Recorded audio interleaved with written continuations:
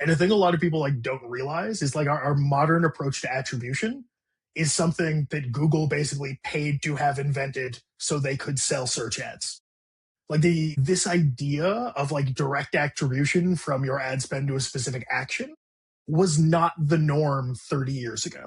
This is something that was very intentionally developed, and it was developed to solve a specific need, like brilliant understanding of the consumer psychology of people who buy advertising, which is they want to pursue certainty, and numbers feel more certain than facts.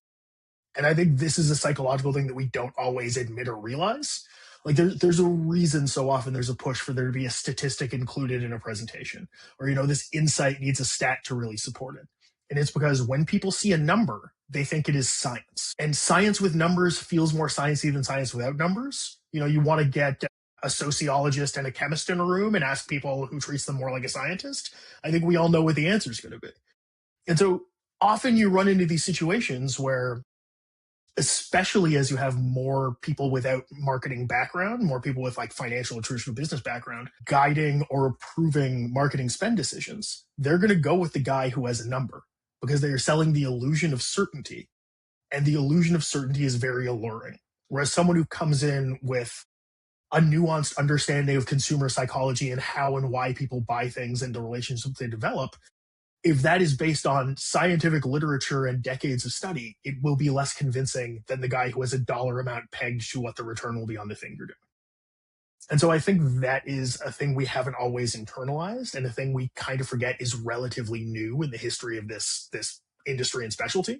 Like the oldest quote about advertising is, I know half of my money is wasted. I don't know which half. And the pursuit of eliminating that certainty is a thing that has led to situations where like the legendary moment where Airbnb shut down all of their direct search advertising and saw no shift in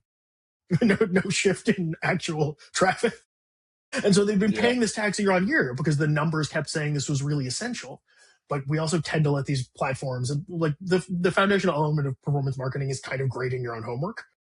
And so you'll run into situations where you'll see performance marketing platforms essentially say, like, we've generated a giant amount of money. And if you forget that all of them are basically claiming the same sales and giving themselves 100% attribution for it, you're going to miss the fact that this overlapping picture misrepresents your business. They're selling you a form of fake certainty unless they're doing it very carefully and actually modeling all your other activities.